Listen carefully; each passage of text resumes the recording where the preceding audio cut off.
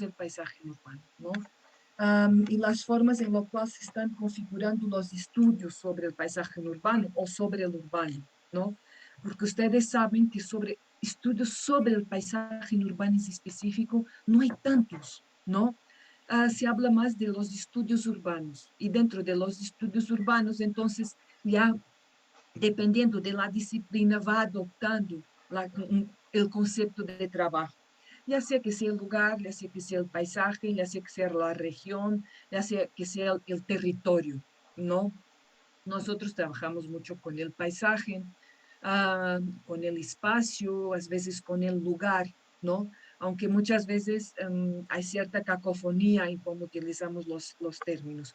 Los términos o el uso de los términos tiene que ver con una cuestión de escala. No sé si se acuerda de metodología. Con la escala de trabajo y así es lo que estamos utilizando, ¿no?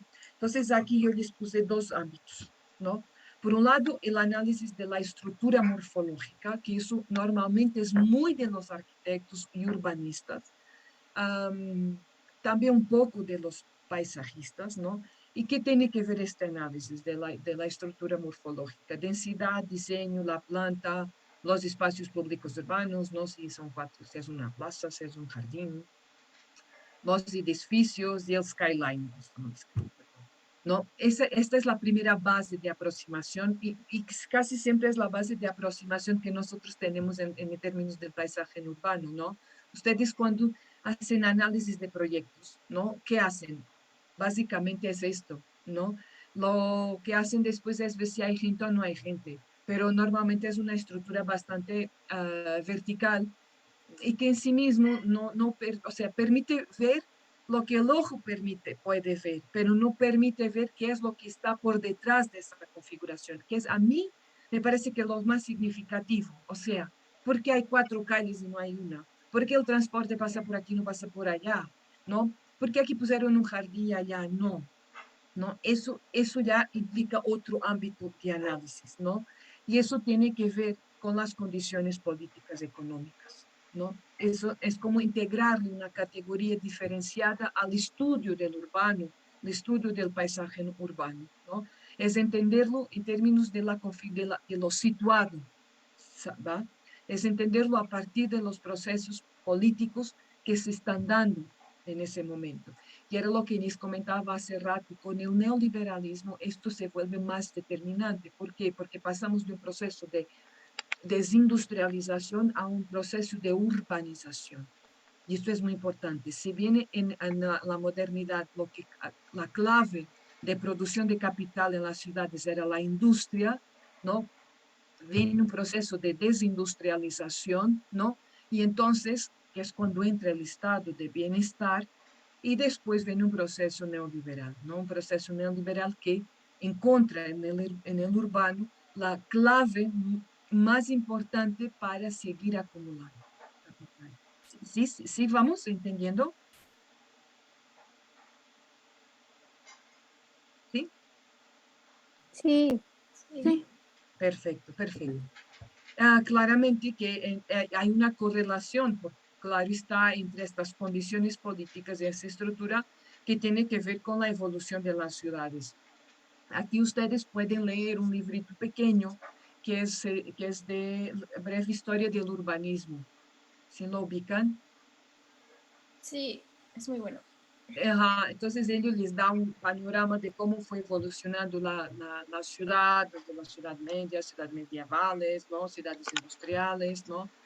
Hasta la actualidad. Ahí la actualidad ya no está tan avanzado por el tiempo del libro, pero les permite entender eso. Pero aquí, bajo estas condiciones políticas, ¿no? Que ya sea desde el ámbito de la globalización, desde la globalización neoliberal, ¿no? Desde una configuración del derecho a la ciudad, entonces se empiezan a trabajar diferentes temas del análisis del urbano, ¿no?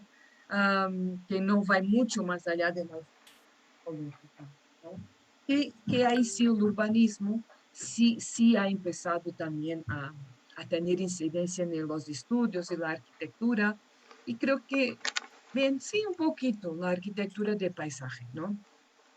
Pero porque si ustedes buscan en el banco de tesis de la UNAM de arquitectura de paisaje, es bien interesante, porque ustedes se van a dar de los temas que ya han, han sido trabajados y van a encontrar como eso para cuando ustedes entren a noveno semestre, ¿no? O incluso en el octavo, ustedes empiecen a ver qué se ha hecho en paisaje y qué no se ha hecho, para que ustedes no hagan algo que ya se hizo, sino también hagan algo que no se ha hecho, ¿no? Y que permita también un abordaje diferenciado hacia la arquitectura de paisaje, que contribuya hacia la disciplina, ¿no? Entonces, a partir de esta idea o de estos elementos político-económicos que conocemos como globalización, neoliberalismo, cómo se integra también la idea del derecho a la ciudad, empiezan a surgir temas importantes de análisis, ¿no? Que están asociados con qué? Con el capital inmobiliario, porque ustedes saben que a partir de los años 80, 90, el capital inmobiliario se vuelve determinante, ¿no? ¿Y eso por qué? Porque hay una salida del Estado. Si bien con el estado de bienestar, el Estado era quien provía los bienes sociales a los ciudadanos, eso acaba con el neoliberalismo, hay una retirada a medias del Estado y entran los privados. Entonces, esto va a llevar a la producción en serie de vivienda, ¿no se acuerdan? No, no fue con ustedes. Pero no sé si hay alguien que conozca toda la zona allá de Huehuetoca, Zumpango, por allá. Sí, ¿Nunca han ido para allá? sí, yo sí. Yo también. ¿Y qué es? Platiquen un poco. ¿Qué han visto por allá?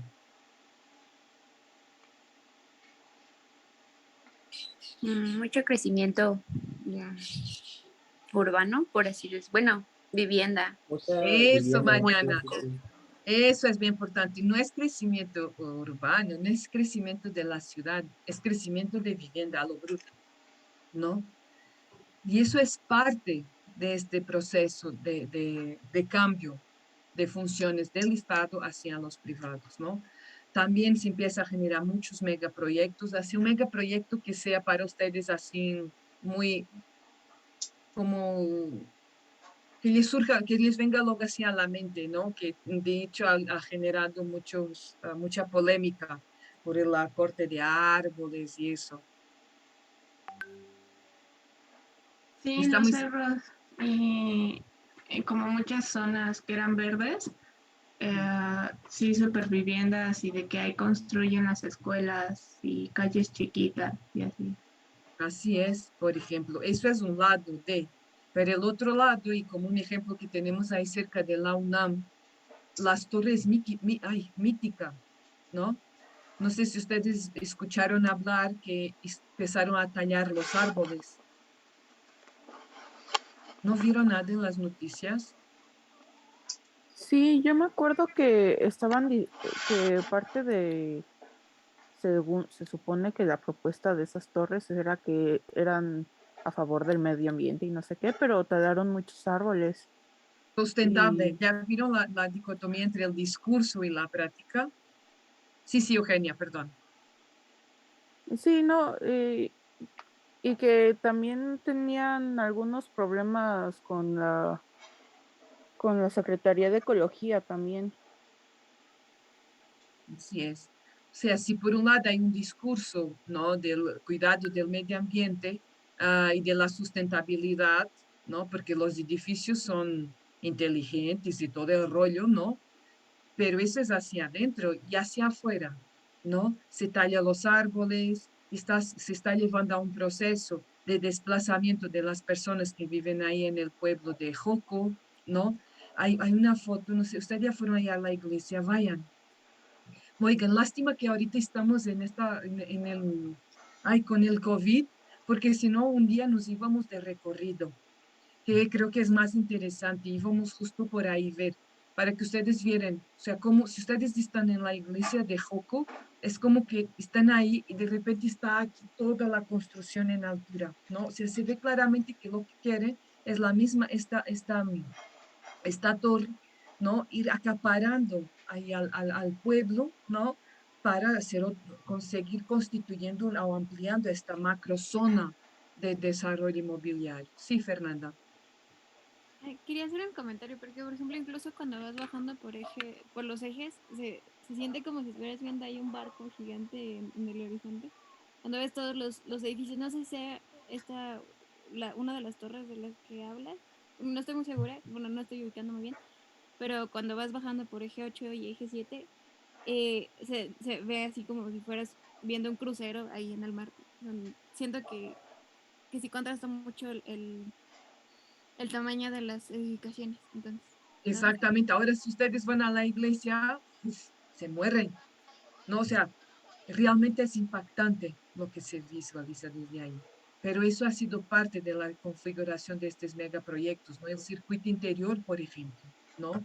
Y todo un proceso que hubo de despojo de la Malinche, ¿no? Que fue 2 años de lucha que estuvieron ahí las personas, pero al fin, pues se tuvieron que ir y lo construyeron, ¿no? Porque es del poder que tiene el capital privado, ¿no? Que es muy, muy fuerte, ¿no? No sé si ustedes tengan algún otro ejemplo de ello. No sé, Fernanda, ¿quieres comentar algo más? No, perdón, se me olvidó bajarle. Ay, gracias. A mí me recuerda mucho una plática que tuvimos contigo, Carla, bueno, en tu seminario de tesis, que llevaste a un geógrafo y hablaba de la cineteca y como Sí, a un lado, wow, está muy cañón eso. así es, ¿no? O sea, cómo se veía, ¿no? La diferencia, la propia privatización de los espacios, ¿no? Que cada vez va limitando más, pero ahí es importantísimo, va limitando a ciertas clases sociales, ¿no? Sí, porque se Ah, supone que es un espacio público, ¿no? La cineteca. Y a pesar de exactamente, ser público, sigue limitando. así es, Moni. Magnolia, Hola. hola. Y a mí se me ocurre otro como ejemplo. Ahora que iniciaron con el cablebús en Iztapalapa de la línea 2, pues yo vivía ahí en Iztapalapa y muy cerca de mi casa pusieron como los columnas o los postes esos gigantes para que pasara el cablebús y pues, o sea, me tocó ver que pues esos postes así los ponen de que en medio de la calle o incluso como muy pegados a las calles, digo, a las casas de los vecinos, y entonces pues terminan como afectando el espacio público, ¿no? O sea, pues las banquetas, las casas de los vecinos, sus fachadas, ya no quedan de la misma manera. Igualmente las banquetas pues quedan deshabilitadas porque pues están estos postes gigantes y entonces terminan afectando a la población cercana, ¿no? Y se supone que pues es un transporte público que busca mejorar como la calidad de vida de estas como colonias que están alejadas de otro tipo de transportes públicos, ¿no? Exactamente, Magnolia. Y eso tiene un punto también importantísimo, que es estos postes de frente a las casas, ¿qué crees? Bajan el valor de las casas, ¿no? Ya vieron, o sea, cuando que uno no se da cuenta.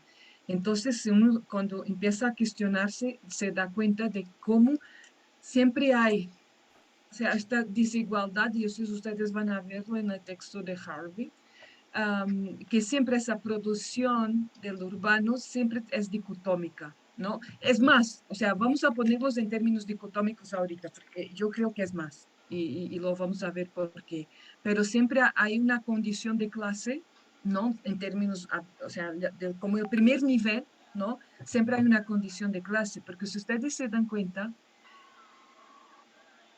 lo que se trata de hacer es que las zonas más pobres sigan siendo más pobres, porque hay una desvalorización y las más ricas se vayan haciendo más ricas. O también puede pasar, ¿no?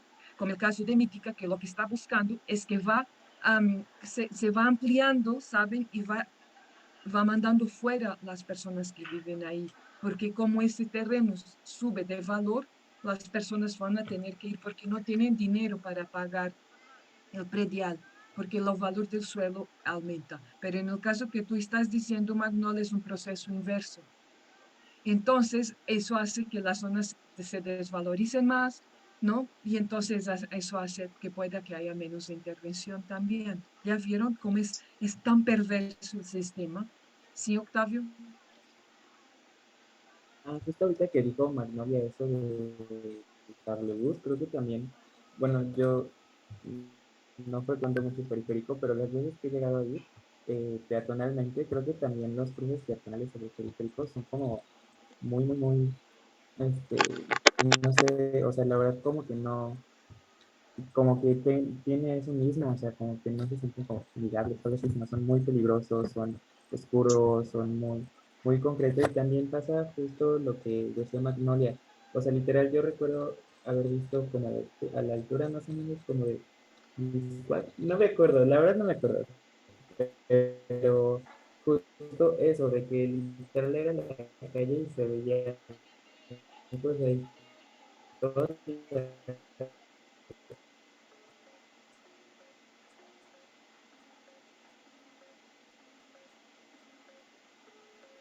las columnas gigantes del puente, o sea, de verdad, que también hablaron que dañando las casas muy por amortiguamiento y ya están ya las casas. Y pues hay varias protestas desde fuera que dicen como, pues están dañando nuestros patrimonios, nuestras casas, y no hay respuesta del gobierno ante los daños que están causando. Así es, porque siempre hay una revalorización de ciertas áreas, ¿no? Por eso yo también les ponía aquí la cuestión de los centros históricos, por ejemplo. No, ha sido uno de los elementos de revalorización muy fuertes dentro del proceso neoliberal. Pero que hay un proceso de revalorización, primero hay un proceso de destrucción. Primero se destruye para después legitimar la necesidad de intervenir en ello, ¿no? El problema es que acaba siendo para unos pocos, ¿no? Porque casi siempre estos procesos de transformación urbana llevan a una expulsión de los moradores. Y ustedes lo van a ver en el documental del Raval Raval, ¿no? Y se van a sorprender de muchas cosas que van a ver ahí, ¿no? Entonces empiezan a la consecuencia, ¿no? De ciertos procesos de construcción de los megaproyectos, de los centros históricos, ¿no? Se empiezan a surgir temas como lo de la pobreza, la segregación, la gentrificación, la cuestión de la movilidad, las áreas verdes, y ahorita más que nunca, ¿no? De repente se revaloriza el tema de las áreas verdes por la cuestión del COVID, ¿no? Pero también hay mucha ideología por detrás, ¿no? Entonces, de lo que es las áreas verdes, ¿no? Y creo que lo platicamos en algún momento, no sé, no me acuerdo antes, que ustedes saben que todo el planteamiento de la importancia de las áreas verdes, ¿de dónde surge? ¿Ustedes lo tienen presente?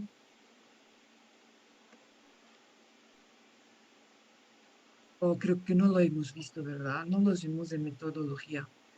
Que se surge justo con la exposición de Chicago al inicio del siglo XX, que viene desde toda la transformación de París y que llega a Estados Unidos, con a ver ustedes, lo tienen que saber, lo más reconocido arquitecto paisajista. Homestead, el de Central Park. Exactamente, del Central Park, ¿no? Pero toda la obra de él, si ustedes se han dado cuenta, traía como principio una transformación que también era una transformación de clase, porque lo que querían era limitar y excluir las clases trabajadoras, porque veníamos en un proceso de pauperización muy grande de las fábricas y de los trabajadores, ¿no? Sí, sí, Lale.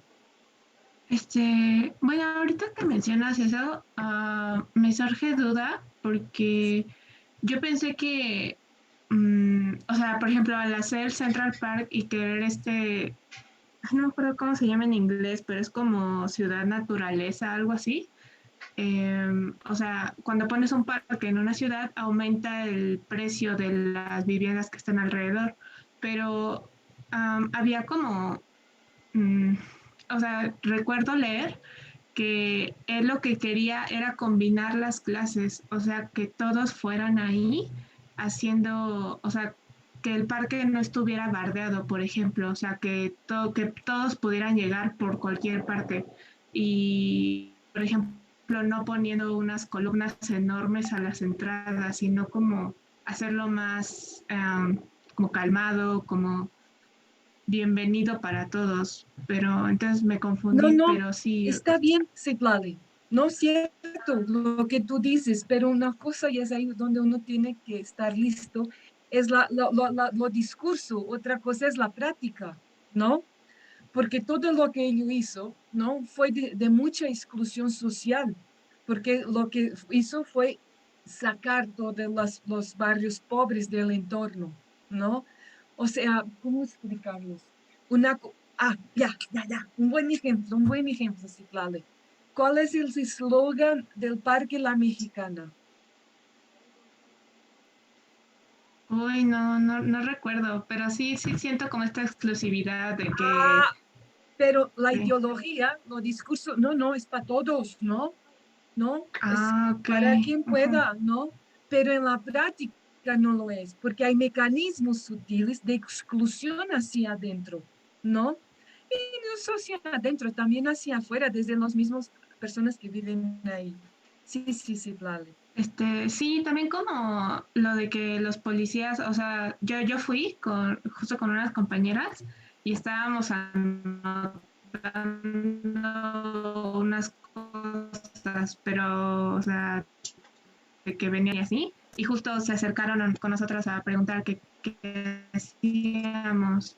Y también leí de una chica que los policías no la dejaron ingresar porque tenía como un top o no sé, o sea, básicamente la discriminaron por eso y pues sí, luego hicieron protestas las chicas y todo esto, pero sí, sí, Esa es, justo esa lo de... esa es la capacidad que tiene el capital, Citlali, ¿no? Es muy sutil, ¿no? O sea, si bien por un lado hay un discurso de todos, democrático para todos, ¿no? Esto estaba muy asociado con la cuestión del espacio público, en la práctica las cosas son muy diferentes, ¿no? Ah, por ejemplo, hace poco tiempo, ahora en julio, en las vacaciones, yo tuve que ir a Puebla a hacer trabajo de campo de un proyecto en lo que estaba participando.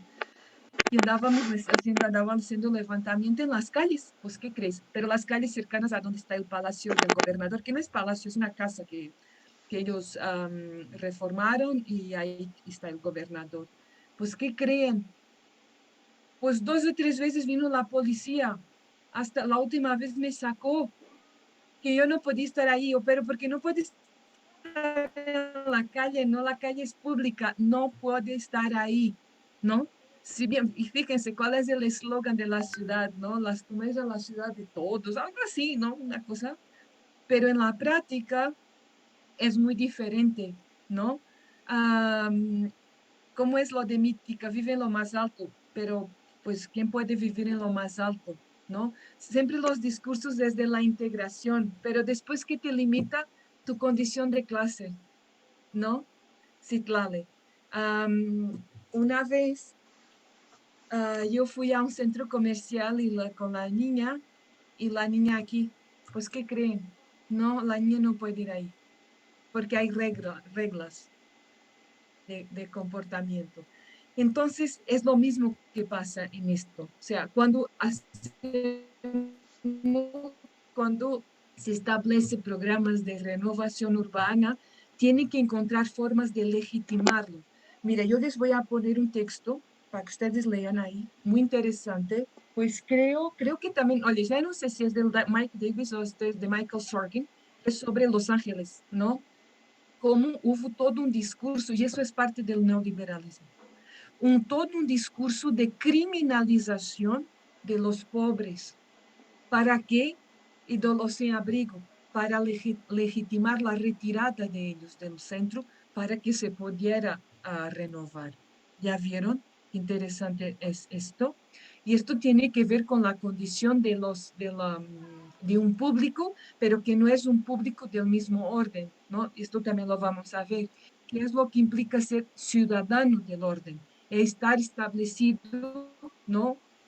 Bajo las reglas de un sistema. Díganme ustedes, ¿qué grupos no están o siempre son criminalizados en lo público, ¿no? ¿Cuáles son los grupos? Los negros. La clase baja y las minorías, por ejemplo, apenas ayer que pasó lo del la tianguis disidente. ¿No se enteró? ¿Pasó? Ah, sí, sí, lo que hubo con el grupo LGBT con los comerciantes. Ajá, Leslie, sí, eso.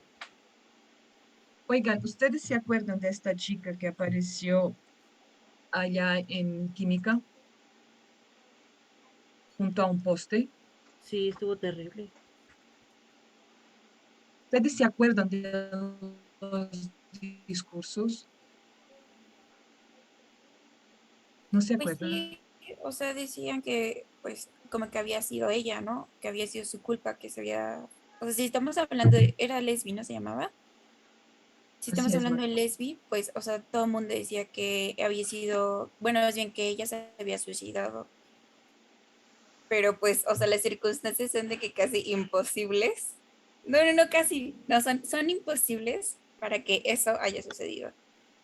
así es, Magnolia. Pero yo también escuchaba, es que ella andaba con todos, no es que se droga, era drogadicta, es que se emborrachaba, pues ella tuvo la culpa. Entonces, ese discurso legitima la actuación, o sea, legitima lo que pasó con la chica. Entonces, el problema no era el otro que hizo eso, el problema fue ella. ¿Se acuerdan de lo cuando pasó los de los 14 normalistas? Ay, sí, también. Otra como Ajá. revictimización acerca de los... Sí, no, sé, echarle la culpa a la víctima siempre es más fácil que buscar a los Claro, culpables. porque eran unos gandallos, porque no hacían nada, porque no, eso fue el Ajá. discurso de legitimidad del Estado, ¿saben? Y eso es lo que pasa. Con el centro histórico pasó eso. Hubo todo un proceso de abandono, pero propositado, para después legitimar la necesidad de renovar el centro histórico, ¿no? ¿Y quién es el gran dueño del centro histórico? El hombre más rico de México. Slim. Ah, exactamente, Slim. O sea, el centro histórico fue entregado de bandeja a Carlos Slim, al capital privado. ¿Ya vieron? Pero por detrás hubo todo un proceso de destrucción propositado. ¿Y cuánta gente nos sacaron del centro histórico? Los vendedores, ¿no? Por ejemplo, ay, dígame, ayúdeme, los jardines, Alameda, ¿no? ¿Cuántos grupos no fueron sacados de la Alameda? ¿Cómo vamos a renovarlo, ¿no? Y cómo van a estar ahí ciertos grupos, ¿no? Una persona conocida me hablaba que había un grupo de travestis por ahí, por la Alameda, y que desaparecieron. O sea, los quitaron, ¿no? Entonces, siempre hay una criminalización del otro, el otro que no se establece bajo ciertas normas, y son normas que vienen desde la configuración de la ciudad moderna, de lo que representaba ser ciudadano, ¿no? Pero el ser ciudadano era quien tenía el derecho a vivir la centralidad de la ciudad, ¿no? Los que no tenían ese derecho, ¿cuál eran? Los pobres, ¿no? Y los mandaron a las periferias, ¿no? Las periferias completamente insalubres. ¿Ustedes han visto la película esta francesa, Los Miserables? Sí, Sí. Está muy buena, ¿no? Y habla un poco de eso, ¿no? De lo que representaba vivir en estos suburbios, ¿no? Entonces siempre hay una legitimidad. Y el caso de las áreas verdes pasa eso. El verde tiene un valor muy importante a nivel del capital. O sea, el verde capitaliza cualquier intervención, ¿no? Si ustedes se dan cuenta, hasta los propios proyectos de arquitectura ahorita ya no venden las casas, o sea, la planta de las casas, venden las audiencias, venden los espacios verdes públicos, ¿no? Yo me acuerdo de un colega que vivía en Brasil y eran 3 grandes torres de departamentos, ¿no? Y vendían así, la publicidad eran los espacios verdes y todas las ambiencias de los jardines de afuera y todo privado, por supuesto. Y una vez que nos invitó a conocer el departamento, no saben el dineral que fue. Nos invitó a conocer el departamento era deprimente, pequeño, mal hecho, triste, triste y carísimo. ¿Por qué? porque te estaba vendiendo el verde. ¿Ya vieron esta ideología del verde? Entonces, aquí hay que ver las escalas con las cuales abordamos el verde, ¿no? La cuestión de los problemas ambientales y la cuestión del turismo. Ustedes saben que México pues se ha volcado hacia la terciarización también, ¿no? Entonces es un país que está apostando hacia el turismo. El problema de ello es que este turismo está concesionado a las grandes empresas transnacionales. Entonces, eso también nos está dando en la torre y elevando un proceso de pauperización también importante. Yo tengo una alumna que está haciendo, vive en Playa del Carmen, ¿no? Está haciendo su tesis de maestría sobre Playa del Carmen, y es bien impactante lo que él está mostrando, ¿no? Entre lo que representa una privatización de un espacio común, ¿no? Para ciertos sectores sociales y lo que representa todo lo que está para atrás de ello, ¿no? Un nivel de pobreza muy elevado. Oigan, Acapulco, ustedes seguro han ido a Acapulco, ¿no? Sí, O sea, es muy distinto el Acapulco de la playa, ¿no? De la costera, que el Acapulco hacia el interior, ¿no? muchísimo. E Sí, incluso todavía demasiado. más Punta Diamante, o sea, Punta Diamante a comparación de como la zona un poco más turística centro de Acapulco, también es así una diferencia de que monumental, horrible. Así es. Yo ahí no conozco Punta Diamante, pero conozco la parte más pobre de Acapulco y esa en comparación con la zona costera sí es muy diferente, ¿no? Realmente es muy impactante y por eso hacen, ¿no? Esos túneles y para que la gente no conozca la zona pobre y va directamente a la zona rica. También hicieron algo, ¿no? No sé si fue un distribuidor o algo que te lleva a Punta Diamante. Sí, justo, hay ya como una como carretera que te lleva directo hacia Punta Diamante y ya no tienes que pasar por todo como el centro de Acapulco. Así es, porque si ustedes van por autobús, pues pasan por esa zona porque el autobús no va por el túnel, va por adentro, ¿no? Y entonces ahí se puede ver el verdadero Acapulco. Pero entonces, ¿cuál es la determinante? Ya que después vamos a ir viendo que pues claramente no es solo un proceso que tenga un valor político en sí mismo, ¿no? Sino hay otras determinantes que son fundamentales para legitimar este proceso, y para determinar la configuración de las ciudades. O sea, la Ciudad de México no es así porque así. La Ciudad de México es así porque trae una ideología por detrás, una ideología que está anclada a determinados poderes, ¿no? Y entonces esto lo podemos llevar y lo podemos concentrar hacia un elemento fundamental que tiene que ver con el espacio. Y ahí ustedes son determinantes porque ustedes diseñan, ustedes hacen espacio también, igual que los urbanistas, igual que los arquitectos paisajistas, que los arquitectos, perdón, ¿no? Entonces, ¿cuál es el gran elemento que determina esta configuración del espacio? Tiene que ver con el poder, ¿no? El poder determina la configuración del espacio. Sí, sí, claro.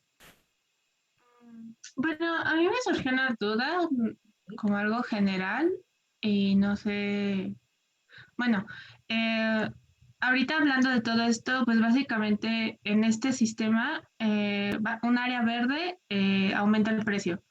Entonces, mm, no entiendo mucho cómo nosotros como arquitectos paisajistas podríamos intentar reducir eso, porque finalmente si nos ponen un proyecto en Iztapalapa, en Nezahualcóyotl, en toda la zona oriente, pues eso va a hacer que se aumente el predial de esas zonas y va a suceder una gentrificación y va a excluir a las personas que ya están ahí. Entonces, o sea, queramos o no, va a pasar por todo el sistema en el que estamos inmersos. O no sé si hay alguna manera, o así. Sí, hay una manera, o sea, hay varias maneras. La primera tiene que ver con la propia regulación, ¿no? Del valor del suelo, ¿no? O sea, tenía que haber mecanismos justo para que eso no se diera, ¿no? Más que nada que no se diera la expulsión de las personas que viven ahí. El segundo punto que me parece importante es que la arquitectura de paisaje no ha teorizado. Entonces, si la arquitectura de paisaje también empieza a teorizar sobre los problemas y las implicaciones que tienen ciertos procesos de intervención, creo que eso también podría ser un punto importante en términos de generar un aporte, una configuración en lo cual se establezca la misma disciplina. Y tercero, tiene que ver con no pensarlo solamente a nivel del espacio, sino más bien pensarlo a nivel de una intervención que fuera más integral, ¿no? Que fuera como el todo, ¿no? Porque también lo que se ha visto es que a veces muchas las intervenciones están descontextualizadas de ese entorno, ¿sabes, Citlali? Y claramente que eso también lleva a que haya implicaciones, ¿no? Por ejemplo, es que también hay la otra parte, ¿no, Citlali? Que hay muchas veces se hacen cosas, pero que se piensan completamente fuera de ese contexto, ¿no? Y por eso las personas acaba llevándose a un proceso de degradación también, ¿no? Entonces, hay varios elementos que se tienen que pensar, pero sí, por supuesto que el primero de ellos tenía que ver con la regularización, ¿no? Claro que eso no depende de ustedes. Pero por eso hay otro punto que me parece relevante. Los arquitectos de paisaje tenían que estar haciendo política. Y es lo que los arquitectos de paisaje no están haciendo, ¿sabes? Para que realmente hubiera un cambio en ese sentido, ¿no? La otra cosa es que también hay muchas matices, ¿no? Que es lo que hay que también revisarlo, ah, porque depende de los espacios. Tú puedes hacer, no sé, el Gran Canal. Tengo dudas que se vaya a haber un proceso de revalorización de esa zona. Tengo muchas dudas, ¿no? Entonces depende del principio, depende de la intervención, depende de lo que tú estás haciendo y depende de la correlación que tú establezcas con el entorno. Eso en relación a lo que nos toca, ¿no? Pero siempre, siempre, si eso no hay cómo dejarlo, es que siempre, cualquier una de esas intervenciones, sea en las condiciones que sea, siempre tiene como principio el control de las poblaciones, siempre. Eso sí, aun cuando que ustedes como arquitectos paisajistas lo hagan de la mejor forma, pero siempre va a haber algo por detrás que tiene que ver con la condición política y de poder, ¿no?